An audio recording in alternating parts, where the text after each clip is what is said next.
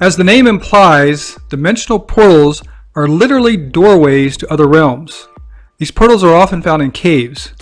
Usually the passages are closed, which is a good thing as a lot of scary creatures can come through when they periodically open.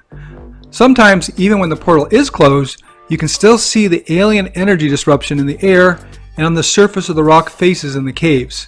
Even when you can't see it, you can sure feel it, and it's not a comfortable feeling. Positive energy vortexes are just the opposite. Their energy is always bright and uplifting. The feeling of pure euphoria you get at a positive energy vortex will usually stay with you for at least a few days and up to a week if you visit a powerful one. Many people have actually never felt euphoria in their life. They really don't know what it is. Their visit to a positive energy vortex is often the first time that they experience the amazing feeling of euphoria, which makes their visit to the vortex all the more memorable. Sedona, Arizona is well known for their energy vortexes, but less known, yet far more numerous, and with some a lot more powerful, are the positive energy vortexes in Northern California, Southern Oregon, and spread out along their coasts. Away from the coast, vortexes are often found at waterfalls and on high, pointy mountain peaks. They are great places to magically enchant gems, crystals, and other objects, or simply to go and recharge and energize your body. Welcome back to the Celestine Light Esoteric Mystery School. Thanks for joining me today. I'm going to be taking you on a great tour of the Pilot Rock Positive Energy Vortex and 2 dimensional portals. One of them so-so, the other one's extraordinary. Really, really cool place. Thousands of people come every year to Pilot Rock, right on the border of Southern Oregon and Northern California, just to see the amazing views that you get from Pilot Rock. 360 degrees in every direction. We'll show you these views in this video as well. Now this is a very special spot. When Sumara and I first moved back to Ashland, one of our first places we wanted to go was to the Positive Energy Vortex on Pilot Rock. And we got up there. It was quite an interesting hike getting there. We also explored the dimensional portals, which are on another trail, on the Pacific Crest Trail. And when we got back to our car, we realized that somewhere on that hike we had lost our keys. And it was a little bit calamitous, because to go back and retrace our steps, which we actually did, and still didn't find our keys, and by the time we got back a second time to our car, it was almost dark, we were kind of in a pickle. But using telekinesis and teleportation, we actually got our keys to return right to the car, right to the spot where they're supposed to go to start the ignition. It's a really great story. You can read about it in my book, Unleash Your Psychic Powers, in the telekinesis chapter. Now come with me now and we'll go see Pilot Rock. You can see it for yourself and you'll want to go there, I promise you. Here's the magnificent Pilot Rock, our destination for the day. See the cleft that splits the middle of the rock? That's the route we will be taking to the top. Traveling north or south on Interstate 5, take exit 6, the Mount Ashland exit, to get to Pilot Rock. This is exit 6 heading south on I-5. You'll exit the freeway on the right, and as you come down to this sign, you're just going to go straight, continue straight on the road. Do not turn where you see that car turning right there. Just head straight. Just head straight on the road, go underneath Interstate 5, and continue straight on that road. In about a mile, you'll come to a sign that tells you Pilot Rock, and it's a turn to the left on a very rough, gravelly road. After a few miles of driving on this very rough road, which a regular car can go on if it's very careful, it's just very angular, jutty rocks in the road, you're going to come to this parking area. You'll know you're in the right spot because it is the end of the road, you can't go any further, and there's a public outhouse here. That's a nice outhouse. At the trailhead, you'll see this sign for the Soda Mountain Wilderness, which Pilot Rock is now located within.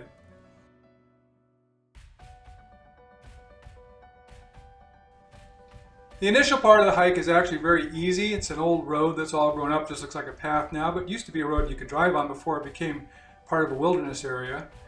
And this part you could go on with a baby stroller if you wanted.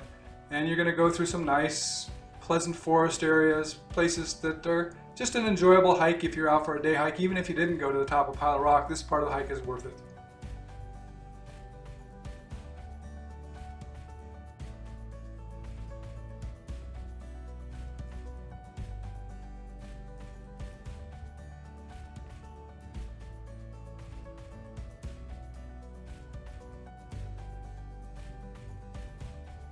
Occasionally you'll encounter some easy obstacles like a downed tree, but even if you're pushing a baby stroller, it's easy to lift it up over this and keep on going.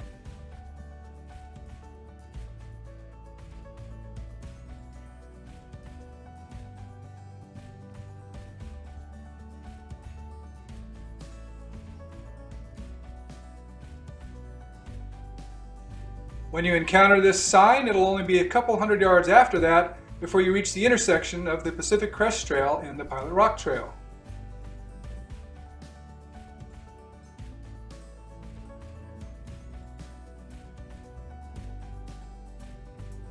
This last couple hundred yards is the last easy section of the trail that you could go with small children.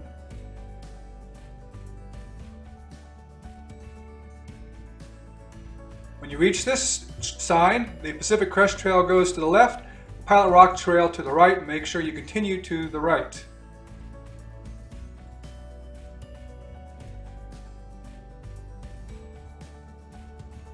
The trail does begin to get steeper with little switchbacks here and there, but it's not arduous. It's moderate hike still.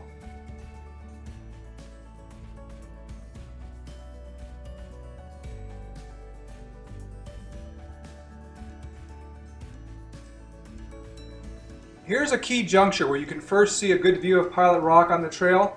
The new trail that they've constructed, which is quite nice, goes off to the left, but here you're going to want to veer off to the right if you want to go visit the dimensional portal, because that's going to be only available from this direction. The old trail is very faint, very difficult to see, but you're just heading up towards that kind of pale green patch at the bottom at the base of Pilot Rock. That's your goal. That's where you're heading. Keeping your eye on that pale green spot, just work your way up the hill and be heading to be directly below that spot. The closer you get to the base of Pilot Rock, the more difficult the climb gets.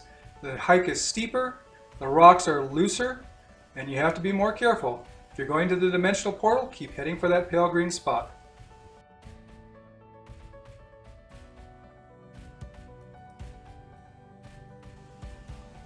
Pilot Rock is a basalt column, very similar to the famous Devil's Tower in Wyoming, and it's always shedding little pieces of rock that make this talus slope below it. It's quite treacherous to walk up. It's easy to slip and slide, so you want to be careful walking over to the dimensional portal and to continue your climb up Pilot Rock. Even though we're only at the base, the views are already wonderful from the entrance to the dimensional portal that Sumara is looking at right now.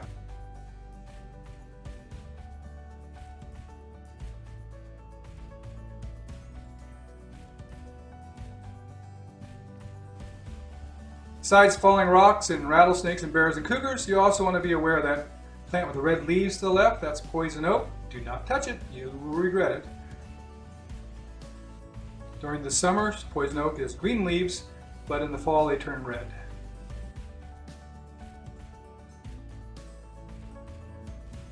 Here we are at the very potent portal at the base of Pilot Rock. Even with the door closed, it has an energy that sucks you in, makes some people feel nauseous.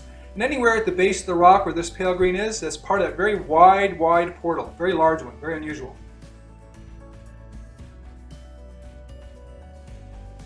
Now it's time to head up to the top of the rock and the Positive Energy Vortex.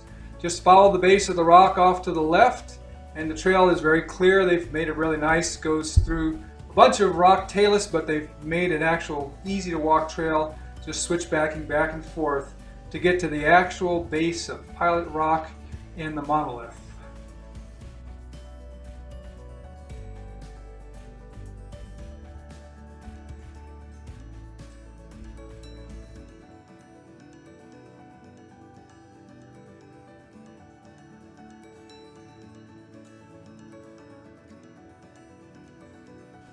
Here we are at the base of the cleft that we showed you at the very beginning of the video. The cleft goes up the middle of the rock. This is the beginning of a dangerous part of the climb.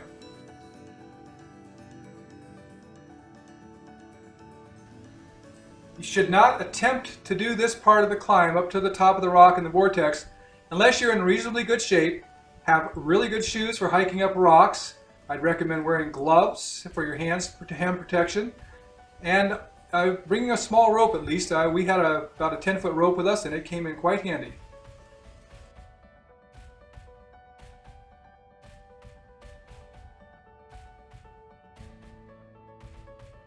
Near the bottom of the cleft, you're going to encounter probably the most dangerous spot. There's these large rocks right here that you have to get up over, and they don't really have a lot of handholds to pull yourself up, and it's even more dangerous coming down. So if you are not totally confident in your ability to do this and have good footwear, good strength in your upper arms, don't try it. Once you're past that spot, the rest of it is actually pretty easy as long as you're careful. Try to remember the 3-point rule most of the time. 3 points, either 2 feet in a hand or 2 hands and a foot in contact with the rock at all times. Keeps you safe and stable. And the climb up the rest of the way is kind of terraced almost. It's almost like steps, natural erosion of the basalt monolith.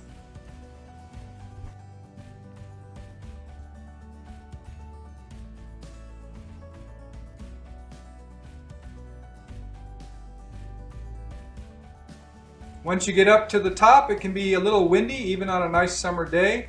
So do be prepared for wind. Don't get too close to the edge. You don't want to be falling off.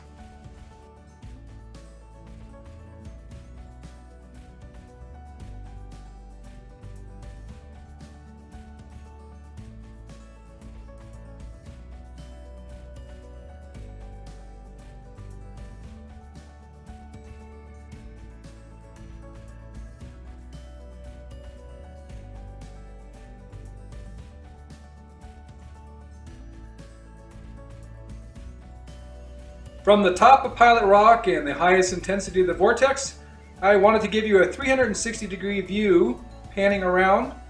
And I'm not the best cameraman. I actually shot it too fast, so it was all blurry. And then I slowed it down 50%, so now it's a little jerky. But hopefully you can still get an idea of this magnificent view that you have from the top of Pilot Rock in every single direction. That was Mount Shasta we just passed in the distance there.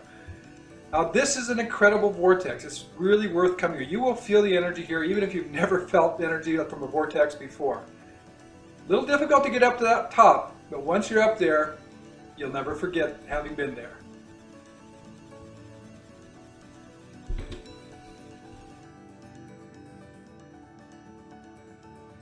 This is 14,000 foot plus Mount Shasta in Northern California in the distance.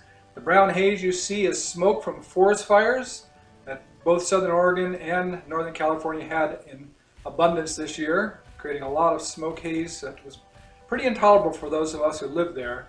Off in the opposite direction is Mt McLoughlin, 10,000 feet high in Southern Oregon.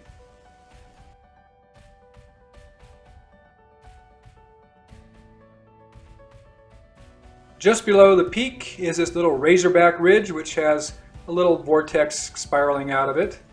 And then looking down the rock that we just ascended up, the descent down, you need to be just as careful as the ascent up. And do remember the 3-point rule, 2 feet and a hand always touching, or 2 hands and a foot to keep you safe and stable as you work your way down the slope. As we're looking down here, I'm going to pan out over the forest and over to the parking area, where if you drove up and parked in the parking area, there you're looking at it right there. So there's the hike you did through the forest to get to the rock, and here is where your car's parked.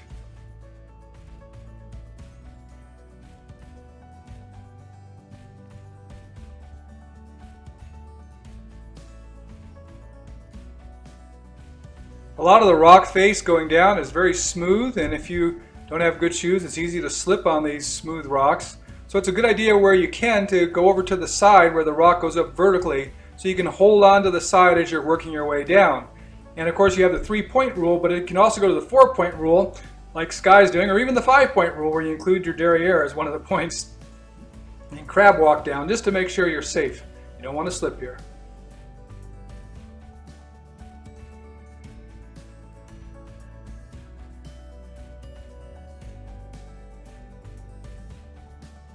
Once you get back down to the base of Pilot Rock, you want to go to the right on this main trail that was constructed once they made it a wilderness area. And they did a very good construction job. It's a very nice trail. It's an easy walk down.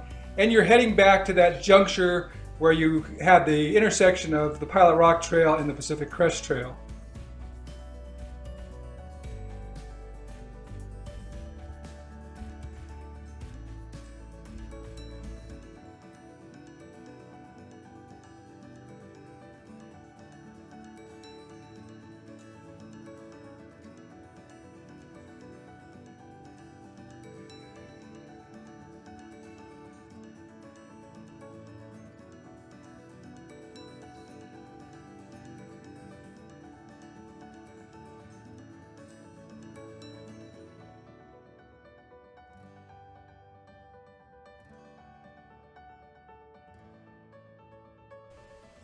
Once you get to that intersection, you want to go on the Pacific Crest Trail now and head toward the second dimensional portal.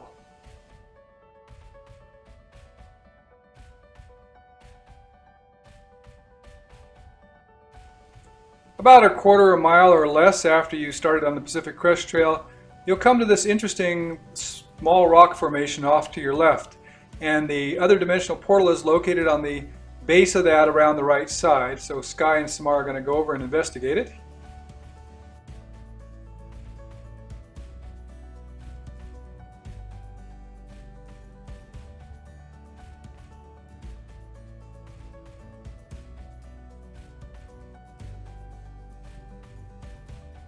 As you circle around the right side of the rock, you'll see this little cave right at the base of the rock. And it's not much of a cave, and it's not much of a dimensional doorway either, because it hasn't been open for a very long time, so it really doesn't have much energy that you can feel. Nothing at all like that big expansive one at the base of Pilot Rock.